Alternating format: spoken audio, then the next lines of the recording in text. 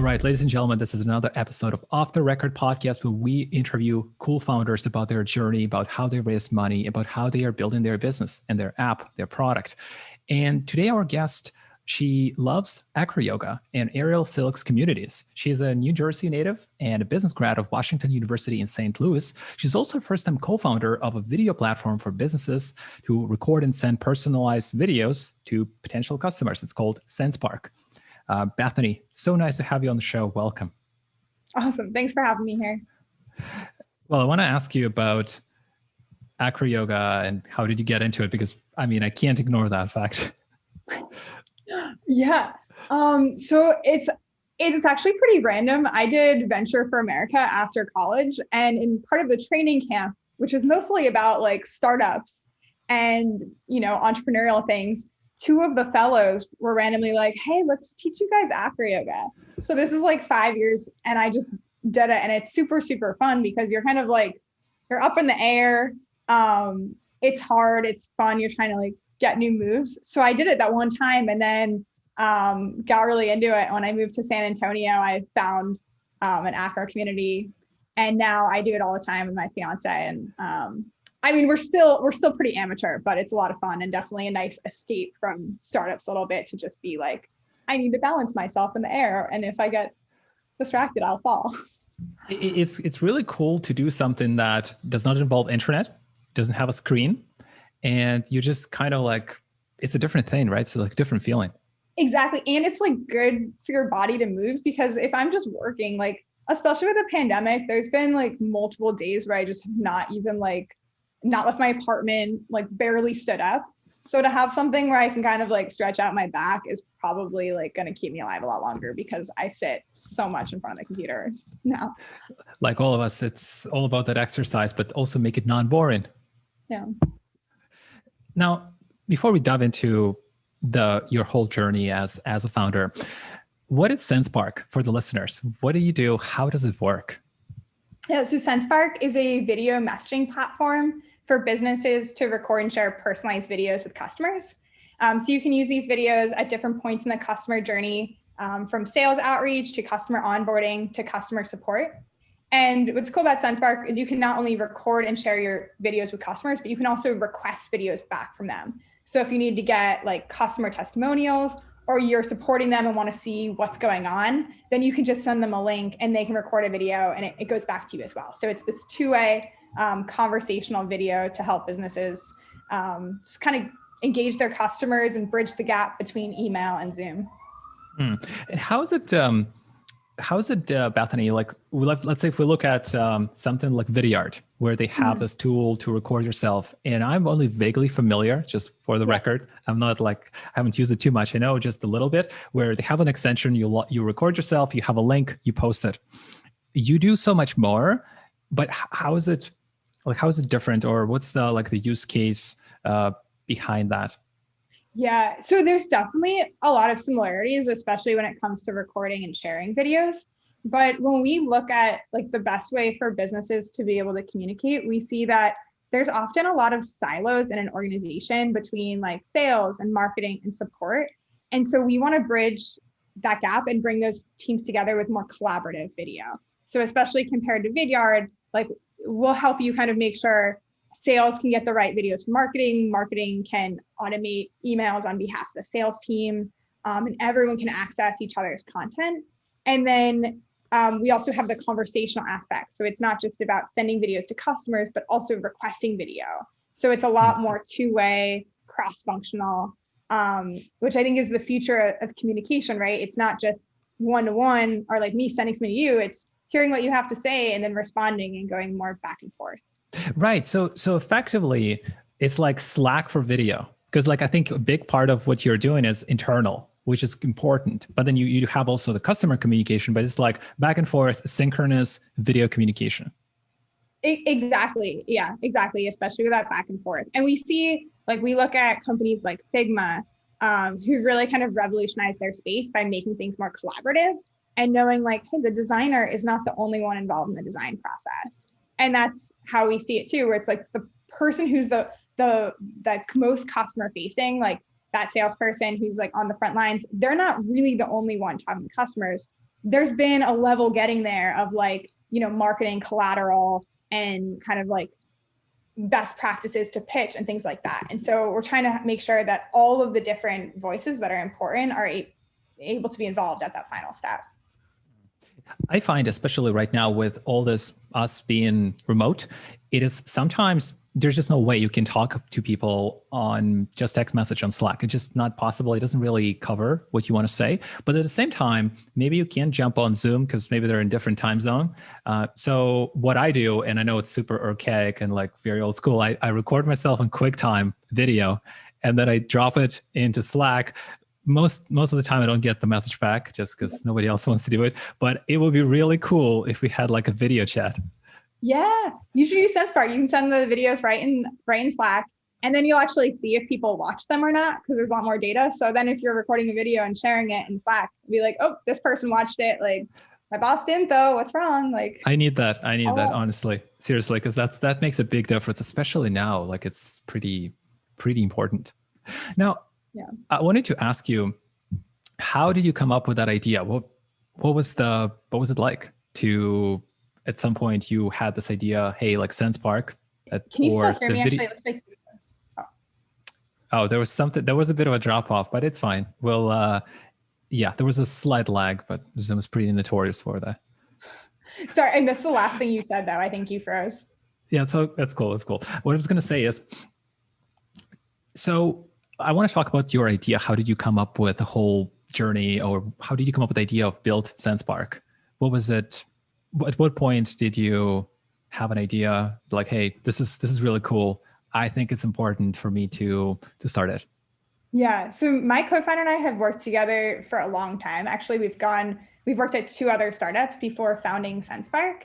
And it was at our last startup, which was also in the video space, but more about like internal training and education. And we were trying to use video to communicate with customers. I was running marketing. My co-founder was running product and design. And so we knew that video is super powerful when you talk to customers. They love getting it. You're able to show a lot more, and also just be more asynchronous, especially when you can't meet in person and you don't want to spend so much time on Zoom. So we were trying to kind of use existing software for customer communication, but found that there was a lot of limitations. One, in just the way it looked. Like, as a marketer, I wanted to make sure everything was super polished, super on brand. I could track everything and have it all integrated in my systems.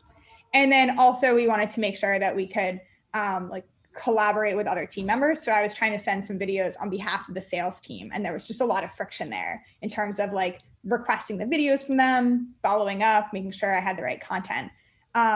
So we decided, it made sense if we were having these problems, other people were too. And so we ended up leaving just over 2 years ago to go full time with Sendspark and create, a customer facing video platform. Wow. That's, and you, at that point when you like, hey, this is a big problem, or it does seem to be like a big problem that others are having, did you had a conversation, like how many people did you speak to saying, hey, like, do you see the same thing, or are we crazy? Well, so this is the funny thing is we spoke to a lot of people, but most people were like, I don't want to use video. So why we did it, I don't know. But like we talked to a lot of people, they're like, oh, I don't want to be on video. It's unprofessional. My customers don't want to see me on video. Because this was over 2 years ago. This was before COVID. And we're like, especially my co-founder, we're like, no, like you should be on video, even if it's a little uncomfortable at first. Like you need to do it. You need to start building these relationships and have them be more face forward. Like, when was the last time that you've had a good relationship with someone that you've never seen their face? Like, this is really important. So we started working on it, even though we probably talked to 100 people and most of them were like, yeah, I don't really want to use video. But the world's changed a lot in the past couple of years for sure.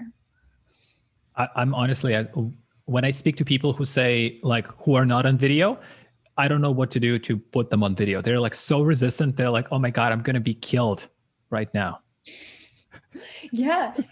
I mean, it's funny, like how, like, I don't know, like how some people are so opposed to it. So what we've tried to do is just make it as easy as possible. We do a lot of things to like automatically make your video look better. And also we found that people who are uncomfortable with their face on camera are usually okay having their voice be there. So we started doing a lot more with screen recording.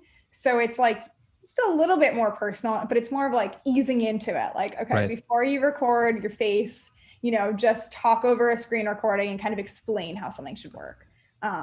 But I think especially when it comes to building relationships, you need to at some point put your face on camera and Well, you got to come out. You got to come out of the whatever you're doing. Meet people in person or video. The interesting part about what you just said was you had so many people who said that's a bad idea, and we didn't have COVID, yet you went ahead. How did you decide? Like, hey, you know what? I get it, but I think it's still the right thing to do. Build a company. Yeah. So there was a couple things. Like one, we leaned into the data. So we knew that even if people are saying they don't want to use video, like we had a couple people that were willing to run A/B tests with us and then send videos out to their customers and kind of test out not having a video versus having a video. And the engagement was consistently like 300% higher when there's video. So we were like, even if people are a little uncomfortable, we could probably convince them because they're going to want these results. And so that was actually like our original starting point. Like we found enough people that would test and just really leaned on like, 3 times more engagement. You should do it. And that, to be honest, I don't know if that would have worked because I think the more I like learn about like people and sales in general, like you're never gonna, if someone doesn't want to do something, you're never gonna convince them with logic. Like that's just especially salespeople. Oh yeah. Exactly. Right. Like a lot of it is like how you feel. And I think that's an important thing to lean into is like, how do you make people feel? And that is more important than what results you're going to get. It's more like, how do we make sure they feel good on video and not just know that it's working, but feel bad about it. But that was our initial test. And then, and now I think people have just gotten a lot more comfortable. So luckily that's not really an issue anymore. Yeah. I think you had a big boost. I mean, everybody who's doing any kind of video, including probably YouTubers. I know they're not related in any sense, but everybody benefited from the video, from the lockdown. Yeah. I was going to ask you, so how did you move on to the MVP kind of process? I assume you kind of built some kind of a demo prototype, and what was it like? What did you do?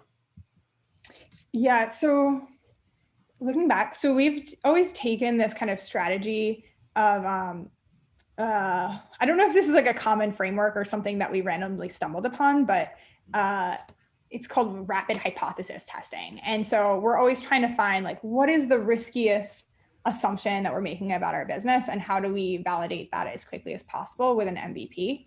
So starting out, like one of the risky assumptions was like, is this going to work? And then it became more like, will people use it? And that's kind of like how we've thought about it. Like, what is the main thing that we need to like test? And then how do we make sure our MVP tests that? So even before we've built the full platform, and even now, like, we have over 7,000 users and I'm still like, this is 5% of what we want to do. It's really powerful for like a couple of use cases, but it's not the whole thing we're trying to build. But that's the way we think about it is like, what do we need to make sure that people have? So starting out, it was, especially because we were worried about people using it, we focused on just being able to record videos of yourself and then send them through email, which is a main channel. And then we kind of built it out to be like, it's not just email. You can send videos on LinkedIn. You can send them in Slack. You can send them on other channels. Then we built in screen recording, so you could share your screen too. And then we built the ability to request videos. So now when you look at Sendspark, you can send the videos and you can request them back. But it all is meant to work within like your Slack or Intercom or other channels. So, that's kind of to see like, hey, do people want back and forth video? And if they do, then we might build out more of our own messaging platform as well. But we're just trying to figure out, what do people want? What will they actually use? What makes the most sense? And what can we get to market really soon? How did you look at kind of expanding the feature set? Was it more based on your feeling of, hey, this is like the logical next step, or was it more pure customer feedback, or both? So I think early on, it has to just be what you want it to be. And then once you've built that core product, customer feedback comes into play. And otherwise, you end up kind of on a weird path. So like what we did that I'd say was like not good was at first when we only released screen recording, when we only released face recording, the customers we got at first were not really who we wanted to be our main customers, because we always knew we were building this for SaaS and we wanted our customers to be B2B. But when we only had like half the feature set, the people using it were not SaaS people because they needed to record their software. They were different use cases. And so if we listened to them like too much, we would have built a product that was more about like nonprofits, or even like, it was more like education, and it wasn't really where we wanted to go. So I think that like, you have to kind of start with an initial assumption of like, what is the problem you're trying to solve for this type of person, and then build that. And then it can be more customer request driven. But if you only build half of what you want, then you're not gonna be able to serve your actual ideal customers. And then you'll kind of just like end up like optimizing over here instead of optimizing for where you're going. If that makes sense. Yeah, 100%. We speak to a lot of founders, and what does come many times across is that they say, when you're building the first version of the product, well, you want to make sure that it is better than what exists on the market. But at the same time, you can't build everything. You want to have this one feature that works from end to end. So it's not like the bicycle on like one wheel. It's like sort of like bike on two, but it's like that there's this one really key thing. How did you do that? Yeah, no, that's a great point. So definitely you want the kind of the skateboard before the bicycle. One thing that's also interesting that we've thought about in that place is like, you sometimes want to build the way we thought about was we wanted to build what was different from our competitors, even before we built all the things that were the same that people care about. So when you look at like Loom and Vidyard, who are kind of our biggest competitors in the space, we built the ability to request videos from other customers very early, like a year ago. And we're still kind of, optimizing it and refining it. But we built that was super different from them to make sure people would want it, even before we built kind of some basic analytics and CRM integrations that we knew people wanted. But like our competitors had it. So it's kind of like you want to like make your claim over here to be like, well, let's make sure that this is going to be a big enough differentiator. And so right now we're kind of losing some customers because they're like, oh, we need the CRM integrations. I stand by the decision that we're right to do request video first, because we found that huge opportunity to like lean into it. So I think that's always tricky when you're starting out, is to figure like, do you build your differentiators first, or do you build parity first? But if you just build parity, then you're talking to people and you're like, hey, we built this platform. And they're like, well, how are you different than what's out there? And you don't have anything to say. So you have to kind of build your differentiator, even if it means they're lacking some core features. And then ideally just build it all as soon as possible. I honestly think it's a really dumb idea to just build the parity, because it's like you kind of become in this weird spot like, hey, we launched, well, congrats, but like okay, you have a cool logo, but like what's the point of using the product? And I think it's just totally missing it's like the wrong way to do it. I think it's harder probably to sell when you build the differentiator, but you don't have the expected features like CRM integration. Like it's probably you have a harder conversation, but at the same time, that's the whole point.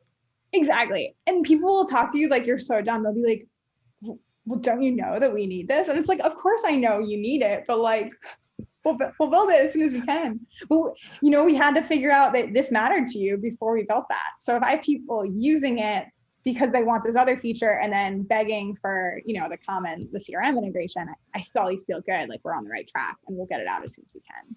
I don't want to spend too much time on product, but one more point before we move on. How did you, or what balance did you strike between talking to free users who are like, oh yeah, sure, I want that feature, versus like paid folks from your core segment? Let's say you have your SaaS users, you probably have some folks who are using product for free, like, hey, I definitely want it all, sign up, or like, I'd love these features, versus people who are paying and they're like, hey, I want this, I want that. How did you account for the feedback from both? Yeah, I mean, in general, we just try to talk to as many people as we can. The thing is, if someone's paying, they generally value the product more. So we've always been trying to like get people onto a paid plan, even if it's like $15. Like it's very cheap, but at least you're paying. So you kind of have that commitment.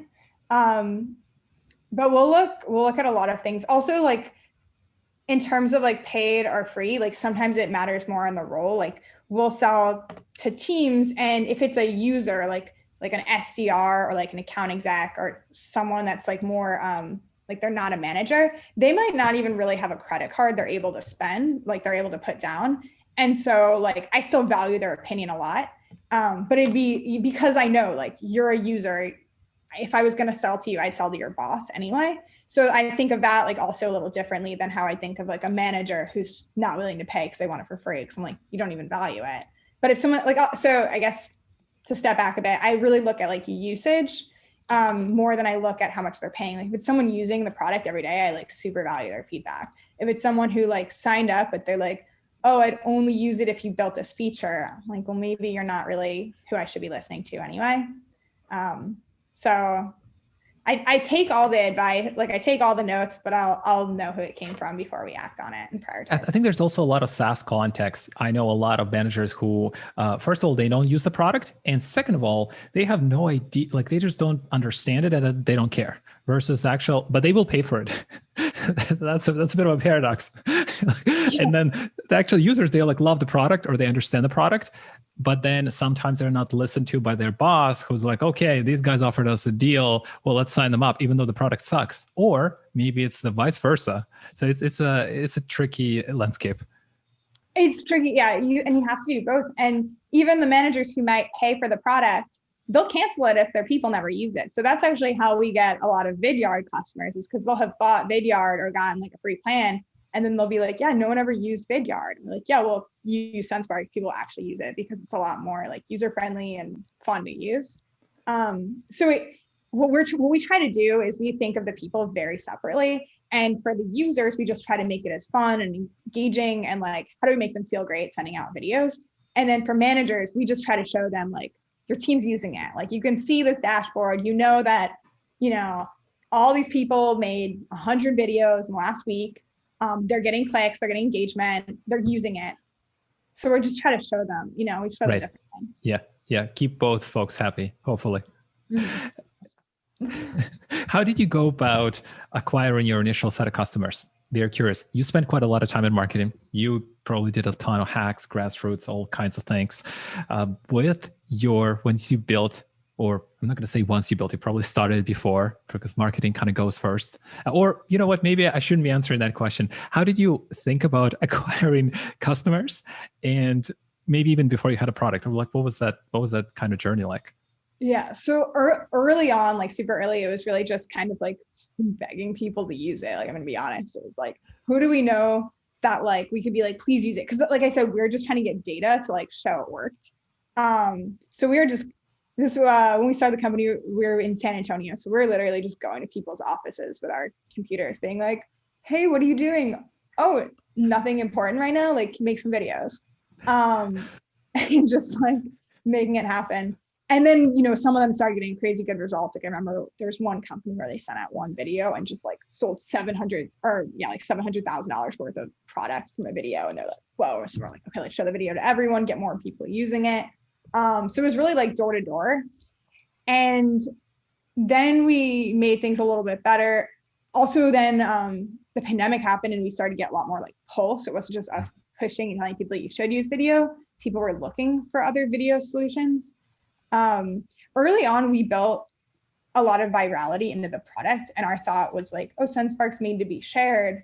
So if we put like video message by Sendspark or video request by Sendspark, that will get a lot more users. But what we didn't really account for is if you don't have that many people using it, it doesn't really matter. Like not that many people are going to see it. So we're like, okay, how do we get a lot more users and then let the viral loops take over? So just in January this year, we did a big launch on AppSumo that ended up blowing up into what they call like a monster campaign.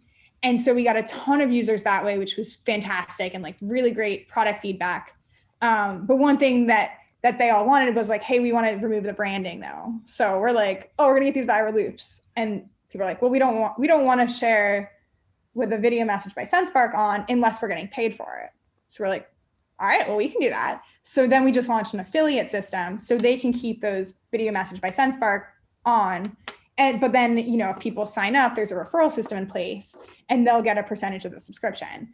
So we kind of did that to kind of get the best of both worlds.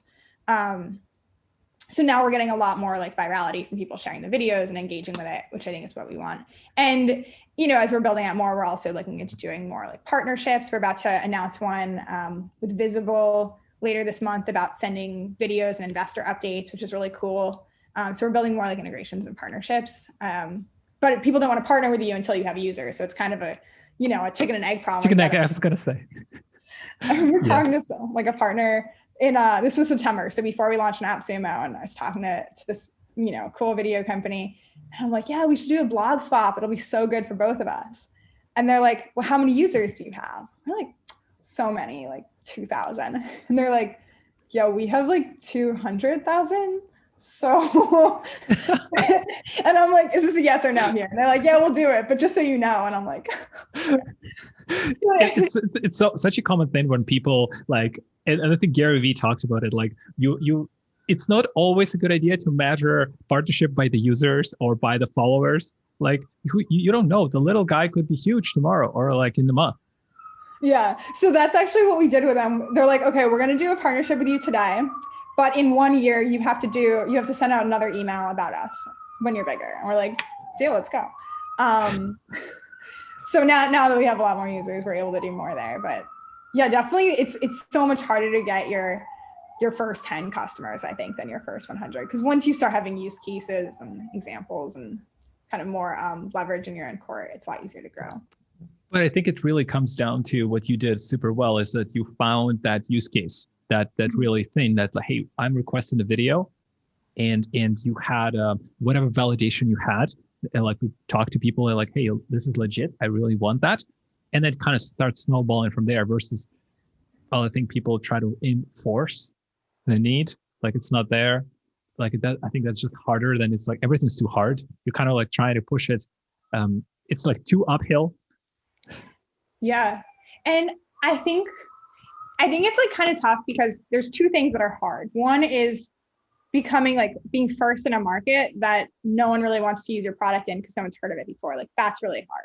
And then it's also really hard to like differentiate and beat out competitors in an established market. So I guess the answer is like nothing's easy because you're always kind of doing one or the other. So with us, we've kind of tried to do a bit of both where we're like, we have competitors and a real like established market for at least sending videos. And then we're trying to create our own space for requesting videos. And hopefully one of those two and ideally both resonate. But yeah, it's hard. Yeah, I think it's, you talk to founders and we had a chance to speak to a lot of founders. And what comes up a lot of times is, especially for the serial founders, they say, hey, like I've been doing this business and this is my third or fourth, and it never surprises me how hard it is each time. Like it does not get easier. Like some things do, but fundamentally it's still that hard as it is, as it was the first time. Yeah. You got to wonder, like, why do people keep doing it? Like I always think of like childbirth, which I don't have any kids, but from what I've heard, I'm like, man, I feel like if you have one kid, you'd be like, why would I ever do this to myself again? But people have more than one kid. People have more than one company. I don't know. I had that question too. Like I was thinking about like what, like I understand the money aspect, but I think like there's something else that they have just because it's kind of, I think our CEO said it was sadistic. And I was like, probably. How do you feel, by the way, about that? Like, how do you feel? You're the first time founder. What's it like for you been so far? Well, so I love it. But I think part of the reason I love it is because every day is like so different. Like the challenges I have today are so different from the ones I even had like last week. So I think that's a really cool thing that even as it's super hard, it's like a surprise. And I think that's really fun. Like it doesn't get boring because you're talking to different people, you're trying different things, you're failing in different ways. So I don't know. I mean, I love it. Like I feel like I feel so lucky to have this opportunity. Like I think a lot of people don't have it, and I feel like I'm like living the dream. That's not to say it's easy, but if it was easy, maybe it'd be boring. Yeah, and you also get like control, like you get to raise money, and like you have a different seat at the table. It's also, I think if you like that, that's a huge benefit. Yeah. No, it's definitely cool to have that control. Like I think working at other companies, I'm sure like everyone's like this. You see decisions being made and you're like, oh, I would do it differently.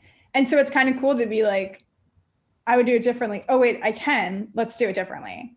And then it's really cool to see those things work. And it's really cool to then see like other people on the team be like, yeah, actually that's a really good idea. Like, let's do it. And like even now, like at the beginning of May, I made a plan for the company that I thought was like really ambitious in terms of like growth goals and product goals.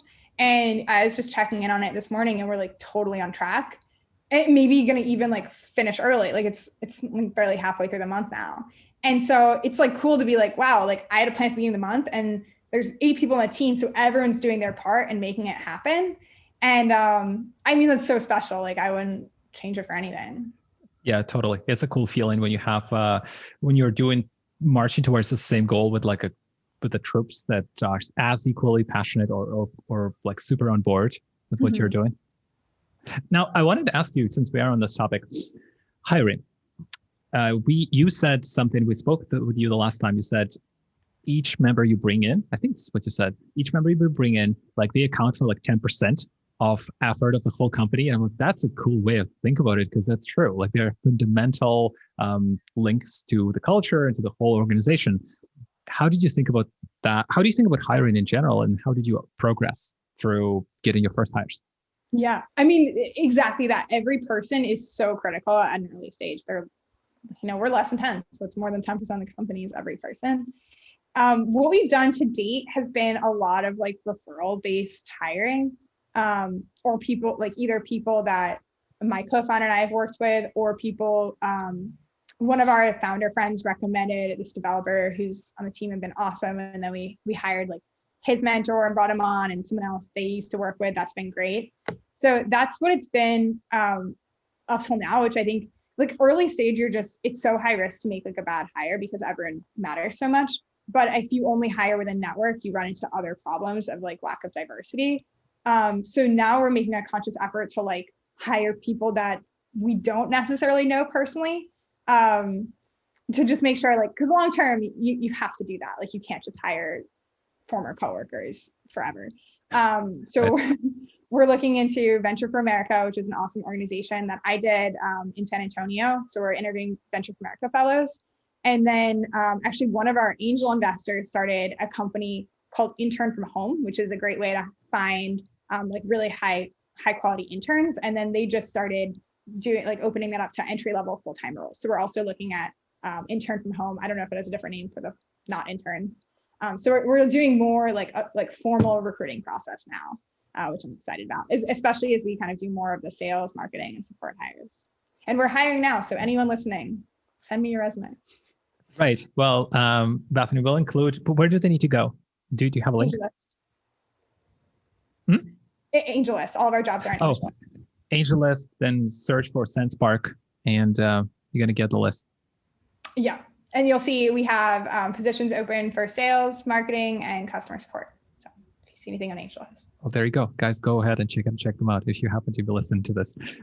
How do you screen for culture fit? I mean, obviously you look at referrals, huge part, definitely. But like, what do you look for? Have a conversation, people are on the same page, they have maybe the same kind of interests as you. I mean, not the same interests, but like at least towards your product, towards the company, towards your mission. What do you look for? Or how do you find that? Okay, so I'm gonna reveal my secret. So I guess I shouldn't have told. I feel like there. So I always ask when I'm interviewing people, like, what is your long-term, and really try to get it out. So not just one question, but to really figure out like, what is your not super long-term goal, but your next 5-year goal? And then see if Sendspark is on track to help them get there. And so if they're like, hey, my long-term goal is to create my own like magazine company, I'm like, Sendspark's not going to help you get there. Like, it just isn't, like maybe because you're learning about entrepreneurship. But if they're like, hey, I really want to become like an amazing product person, or I want to start my own, B2B startup, then I'm like, I can see how like doing kind of all kinds of like this position is going to help you get there. But that's really what I'm trying to figure out is like, if this job is aligned with their interests and their goals for themselves, it's probably going to be a good fit for them, because they're working for the company, they're also working for themselves. But I never want anyone to be in a position where they're trying to decide if like they should work or do something good for themselves, and it's a conflict. So that's like the ultimate thing I'm looking for, is just that value alignment. And I think if that's there, everything else kind of falls into place. Like I think culture is like a very, I think the cool thing about it is it like evolves too with the different people. So like, you know, as we add new people, our culture changes. But the most important thing is like that long-term value alignment. I've heard this really cool interview hack, probably you want to call it. David Cancel, the CEO of Drift, he was telling, and it was really unique. So you do an interview, right, with somebody, and how do you know that they're actually telling you the truth? You ask them first questions about themselves. Hey, like, do you like yoga? Do you like dancing? Do you like music? And you look for their eyes, because they have a certain response in their eyes, and because it's really hard to fake because they're telling the truth. And then once you move on to the conversation or questions around their job, around their future plans, you look for that like eye response, and it changes. It changes. It's not the same if they're going a little bit off track, and that's almost impossible to fake. And this is the like the biggest thing I've heard about interviews. That makes sense, but it's so like you can tell, I think, a lot of times when people are like genuinely excited about something, or when they're telling you what they want you to hear. Like another thing that I guess, so if that's kind of testing for the truth, another way you can almost like test for a lie is being like, why do you want this job? And like, because whenever you ask someone why they want this job, I mean, maybe there's the exception that's going to tell you like the truth, but I think every time they try to tell you what they think you want to hear. And so like, even if they genuinely want the job for great reasons, when you ask that question, they're going to give you like their ultimate lie answer. So maybe you want to do both. You ask them about yoga, or like you ask about their hobbies, see if they're looking one way. And then you can also ask, why do you want this job? And you know, they're going to give you like the ultimate fluff answer that they think you want. And so you'll know how they respond, what their fluff answers look like too. That's a great interview. That's going to be hard to pass though. I know. So you're the first time founder. I'm curious, you probably have given or taken a lot of advice. Hey, do this, do that kind of thing. You raised a few rounds. What were some of the things that you have heard about being a first time founder that were just myths, were not really true?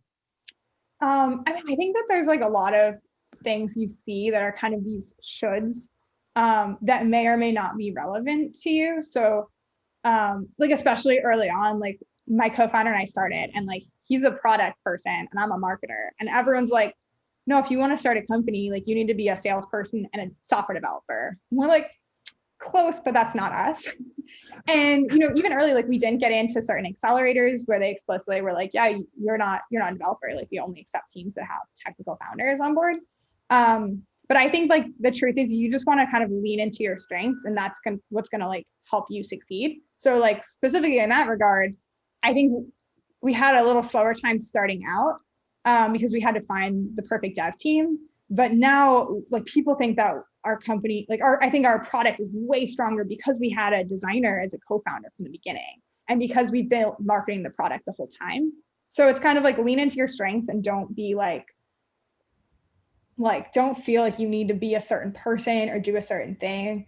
Also, don't feel bad when you see people put out like press announcements or say they raised a certain amount of funding, because like you don't know the story or the situation or what else was going on. And if you compare yourself to other people, you're always going to feel like you're behind or not doing something you should do. And there's a lot of stuff you genuinely should be doing, so you don't need to compare yourself to all the things that you think you should be doing. Right?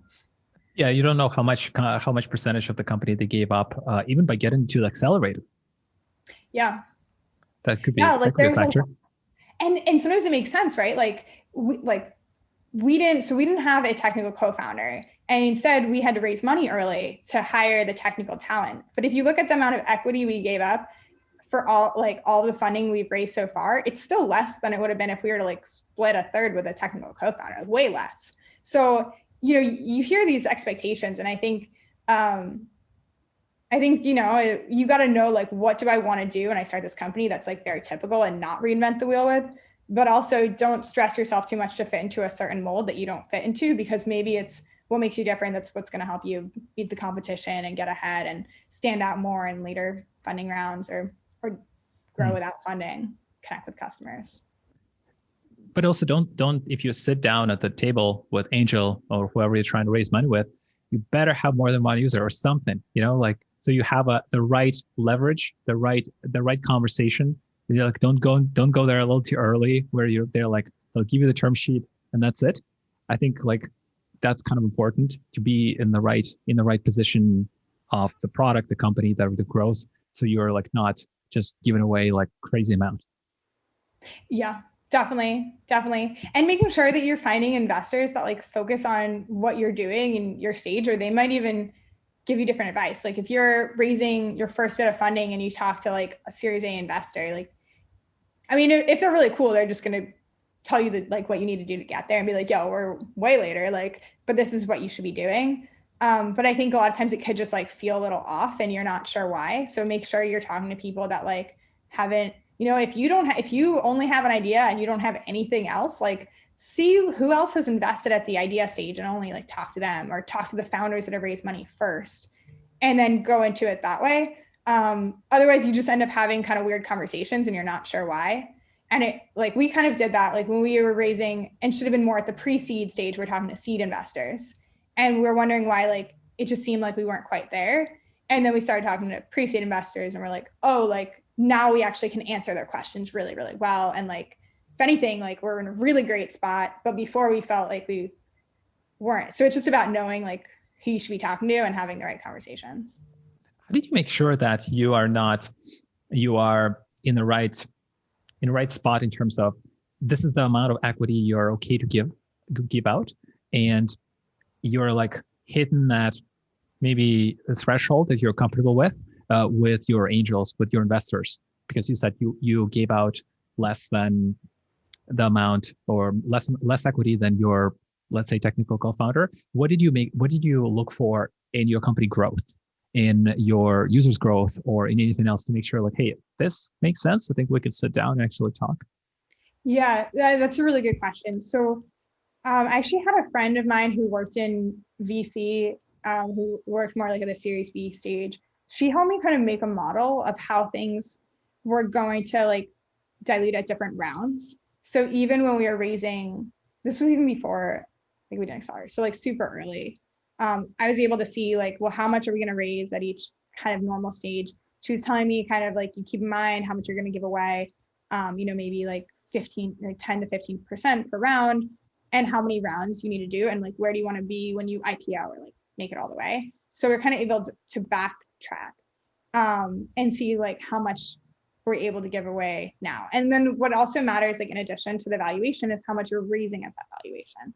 So like there was, so even recently, we are going to raise a certain amount at one higher valuation, and we decided to raise a lower valuation so we could bring on like a certain investor we wanted to bring on. But then we decided to raise like less. So we're giving away like, less of the company at that percentage. And we didn't really need the full amount anyway. So it makes sense. We're like, well, you know what, we'll be fine raising this amount at this valuation, but I'm not going to raise, over $1 million at this valuation. Like that would be too much. So I think it's just about like, one, make the full model. Don't just think about where you want to be for this round, because you might have to raise another round and another round, another round. And like, you don't want to be IPOing with 2% of the company. So look at the whole journey, and then figure out like, if you need to raise at a certain valuation, like whatever the market rate is for where you are, maybe if it's too low, just don't raise that much, raise enough to help you to get to like the next big milestone that's going to help you raise more. It's a great way to think about it, really. Just plan ahead and hopefully don't try to exit in 2 years. Like give yourself a little bit more time. Yeah. Things always take longer than you think, too. Yeah, like 10 years, I think. Maybe not 10, maybe 8. Bethany, what is your superpower besides marketing? My superpower. So I think that I'm really good at kind of optimizing processes, like kind of looking at the entire system and seeing, here's where there's a hole, let's plug it. Here's where we need to double down and fill it up, and just, figuring out how to optimize within the system, which I think has been really helpful, both One, to like build a company and like figure out where we need to be hiring and optimizing, but also for like building the product to help our users, because a lot of communication involves different stakeholders. And so being able to look at what their process looks like and where could there be friction points, either in onboarding or in like getting a video or sending a video to someone else. I think like my superpower has helped like really build a better product and be able to help our customers fill gaps so they can actually get their videos out to their customers. We're almost at the end of our interview. The last question I have is, are there anything I haven't asked you wish I did? Anything I could have missed, or any final messages you'd like to leave the audience with? Could be a call to action. Yeah, that's still okay too. Yeah, I mean, well, I call to action. Hey, if you're building a company, try out Sendspark to connect with your customers or potential investors.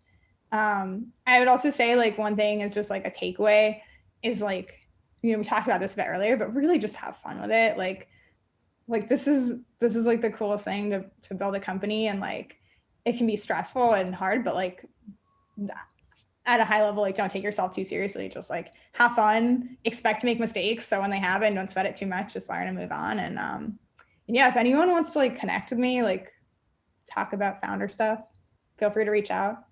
My email is bethany@sendspark.com.